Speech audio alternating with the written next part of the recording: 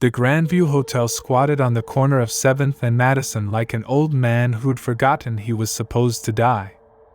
Harris Crane had seen 100 places like it, 3-star establishments clinging to former grandeur, their lobbies still maintaining the brass and mahogany that suggested better days while the carpets wore thin and the paint yellowed with age and cigarette smoke that no amount of regulation could completely erase. He pushed through the revolving door with his overnight bag slung over one shoulder and his digital recorder in his jacket pocket. The lobby was nearly empty, just a young couple checking in at the far end of the desk and a businessman reading a newspaper in one of the leather chairs that had probably been expensive in 1973. The desk clerk looked up as Harris approached. She was middle-aged, with the kind face and tired eyes of someone who'd worked nights for too many years. "Checking in," Harris said, sliding his credit card across the marble counter. "Reservation under Crane." Her fingers moved across the keyboard, then stopped. She looked at him with an expression he'd seen before, the one people got when they were about to tell you something you didn't want to hear and weren't sure how you'd take it. "Mr. Crane." "Yes." "You requested room 742. "That's right." "Sir, I should tell you, that room has a history. We don't usually rent it out. In fact, it's been empty for 3 months. Mr. Wexler, the manager, he said I should try to talk you into." "I know about the history," Harris interrupted gently. "That's why I want it. I'm a writer. I investigate supposedly haunted locations. Room 742 is in my next book." The clerk's expression shifted to something like pity. 56 deaths, Mr. Crane. In one room. Over the past 70 years. That's not supposedly haunted. That's statistically interesting, Harris finished.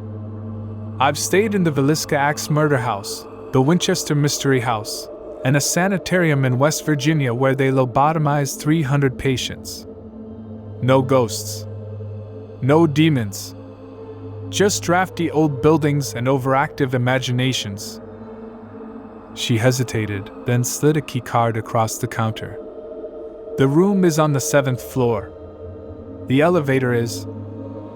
"I know where the elevator is. I did my research." Harris pocketed the key and headed for the elevators before she could launch into any more warnings. He'd heard them all before. Every location had someone who wanted to tell him about the evil, the darkness, the terrible things that happened here. And every time, Harris had spent a night in the supposedly haunted room and walked out in the morning with nothing but notes on creaky floorboards and the way fear made people see patterns in random noise. That's what people did. They saw patterns. They needed explanations for the random cruelty of the universe.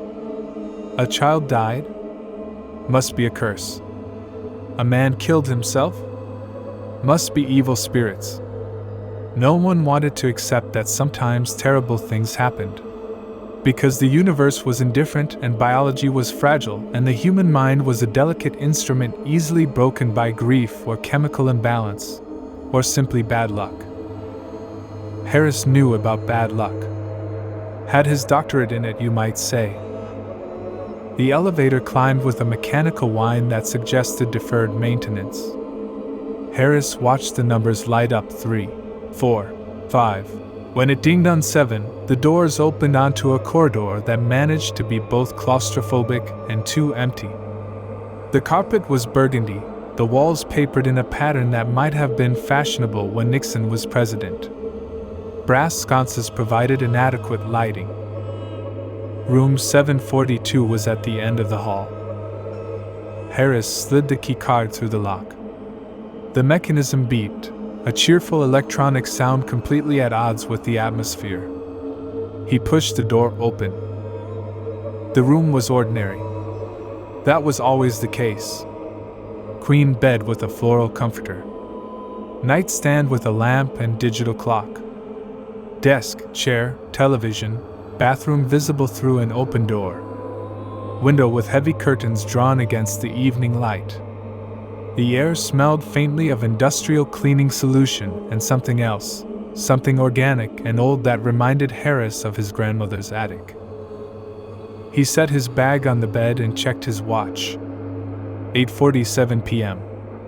He'd give it until dawn, his usual protocol.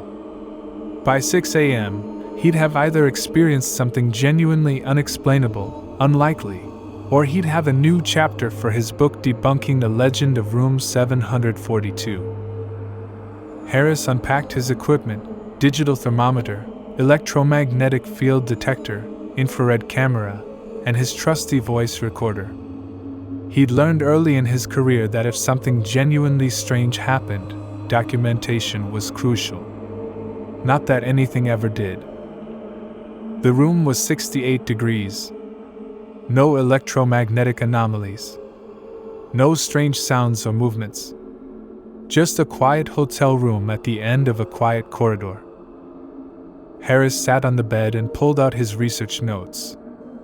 56 deaths over 70 years, the clerk had said. His own research put it at 57. The hotel had likely covered up one in the early 2000s to avoid publicity.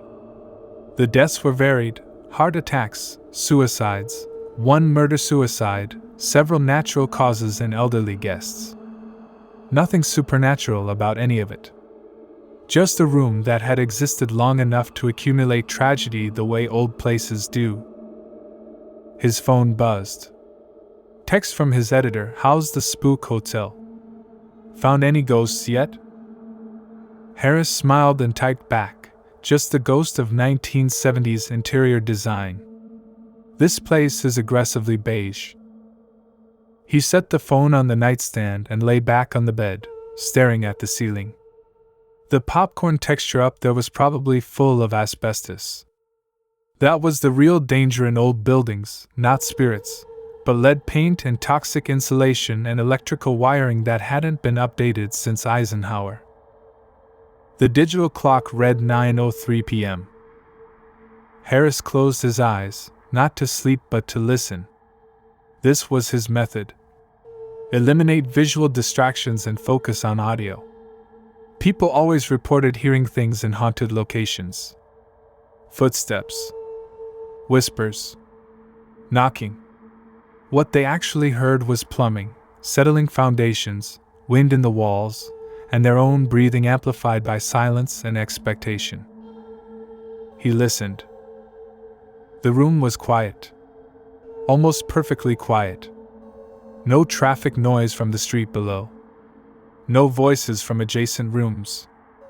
No footsteps in the corridor. Just silence so complete it had texture and weight.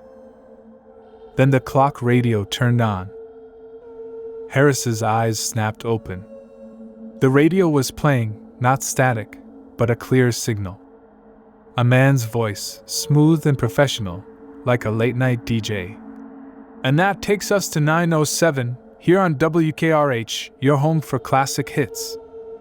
This next one goes out to Harris in room 742. Hope you're enjoying your stay, Harris. We've got a special night planned for you." Harris sat up. His skin prickled. That couldn't be. The radio cut to a song. Not a classic hit. A lullaby. One he knew.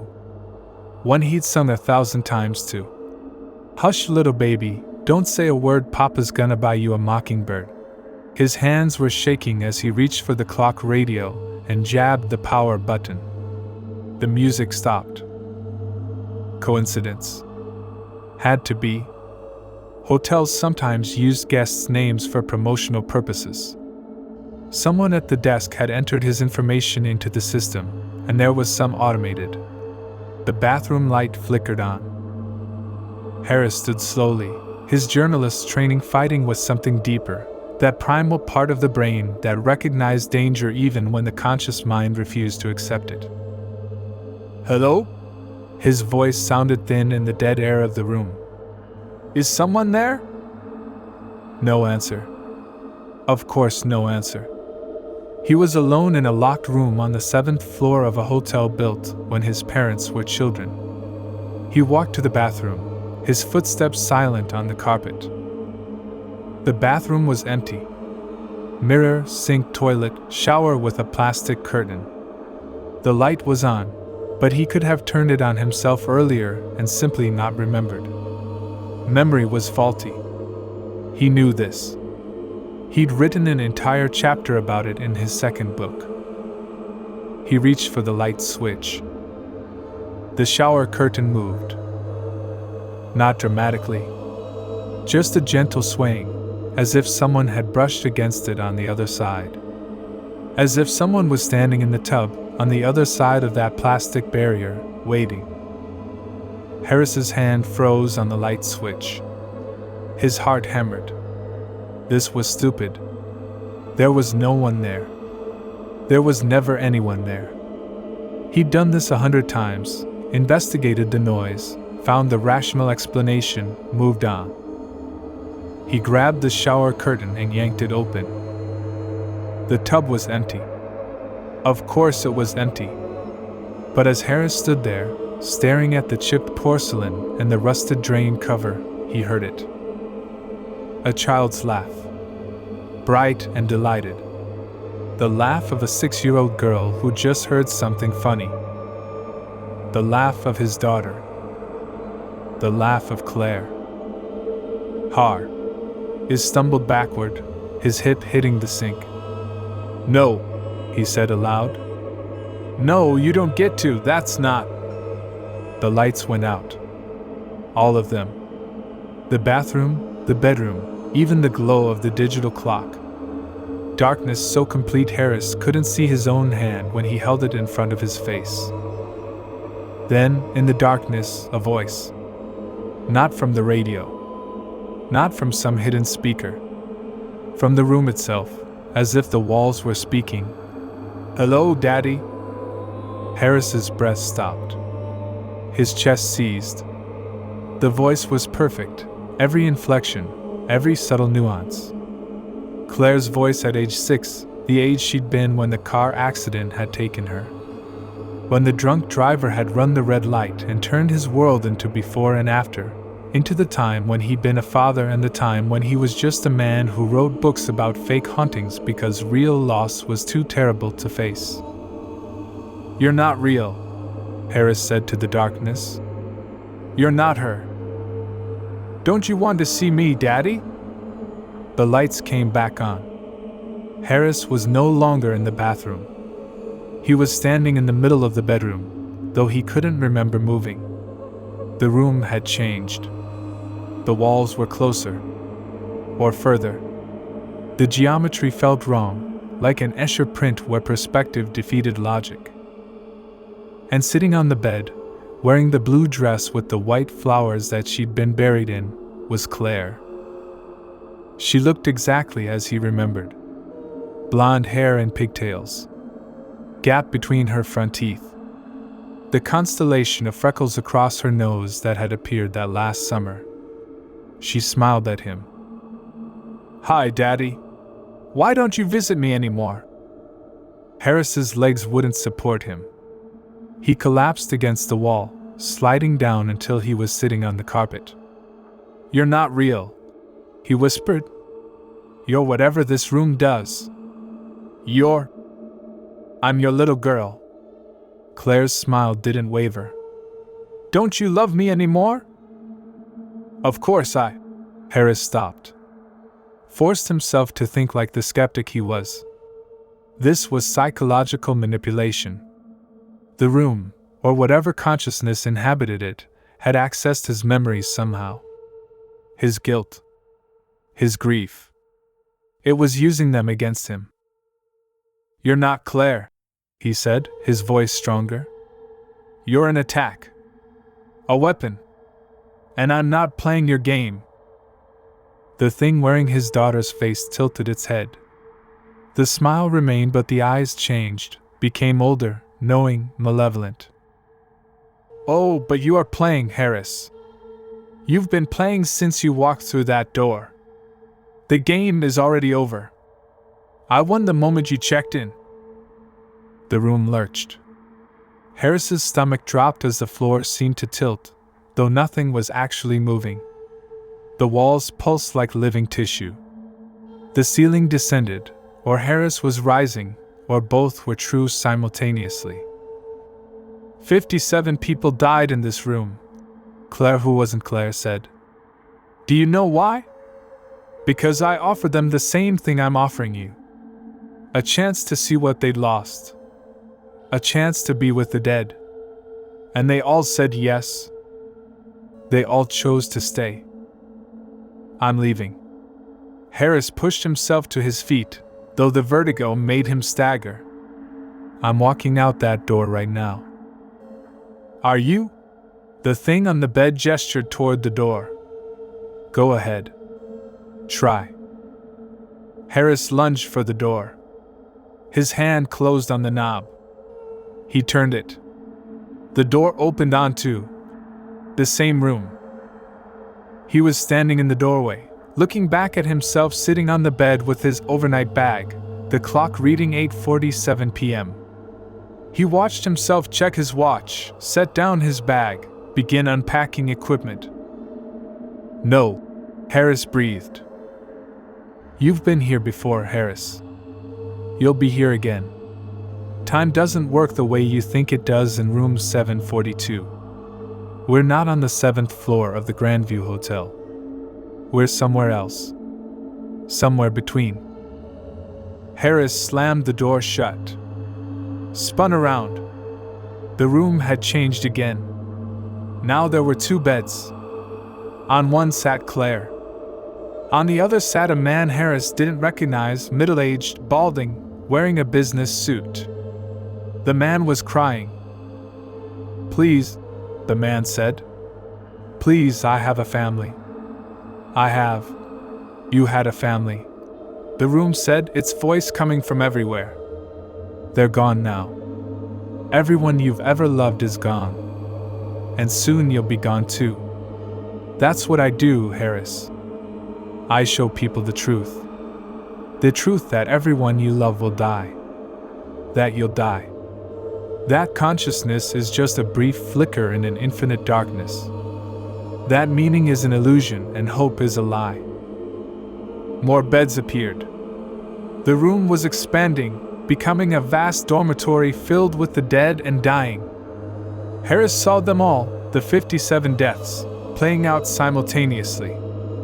Suicides opening their wrists in bathtubs. Heart attacks clutching at chests. The murder-suicide, a man with a gun and his wife begging. And in every bed, at some point, they all looked at Harris. They all smiled. They all said the same thing. "Join us." Harris backed toward the window. His mind was fracturing. This wasn't possible. Couldn't be possible. He'd spent 15 years debunking this kind of thing, proving that haunted places were just places, that ghosts were just grief given form by desperate minds. But room 742 was different. Room 742 was alive. And it was hungry. "What do you want?" Harris shouted at the room. "What the hell do you want from me?" The beds vanished. The room was normal again, single bed, nightstand, television. Claire sat on the edge of the bed, her small hands folded in her lap. "I want you to choose," she said. "You can stay here with me. With the me you lost. The me you failed to save. I can be real for you, Daddy. I can be your little girl forever. Or," she gestured toward the window, "you can leave. But if you leave, you'll spend the rest of your life knowing that you chose loneliness over love. That you abandoned me. Again." Harris looked at his daughter. His beautiful, dead daughter. He could feel the pull of it, the temptation to believe, to accept this gift. To live in this moment forever rather than face the decades ahead of grief and guilt and empty rooms. "You're not her," Harris said quietly. "And that's okay. Because she's dead." My Claire is dead, and nothing can bring her back. Not this room. Not wishful thinking. Not, his voice broke, not even my love for her. He turned to the window and tore open the curtains. The glass was painted black. He smashed it with a lamp from the nightstand, the bulb exploding, glass fragmenting.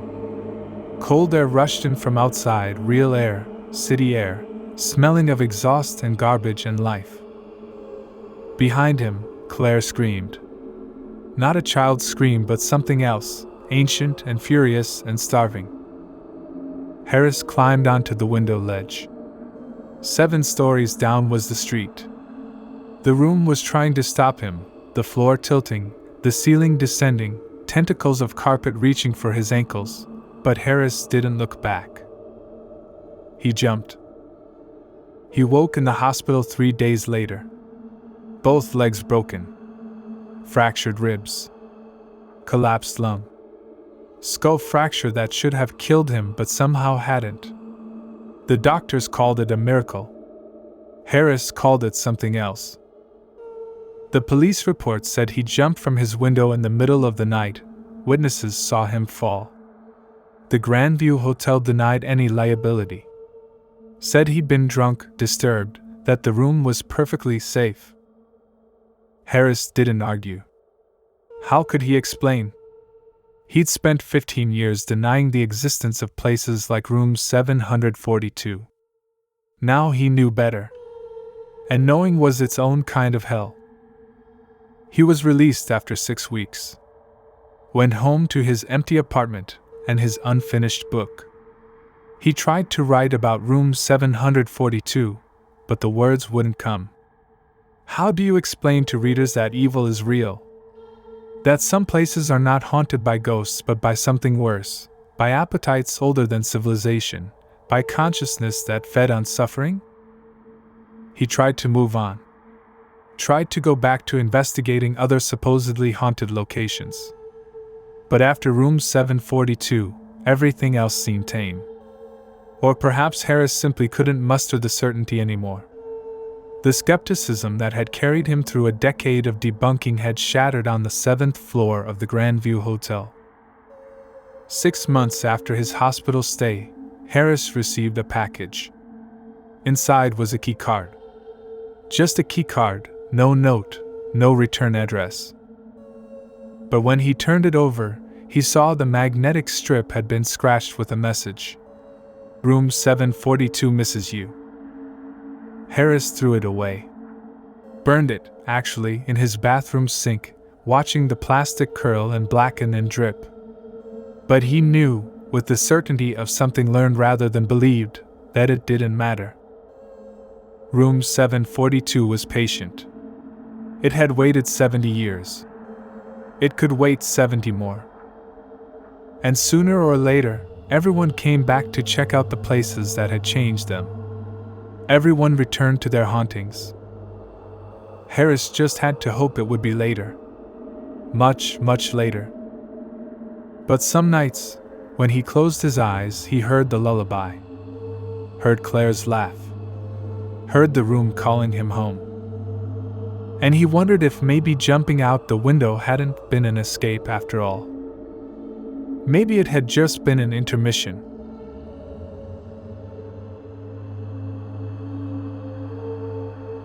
If you enjoyed this video, please do not forget to like, comment, or share this video with your friends. Subscribe to our channel to hear more stories like this one.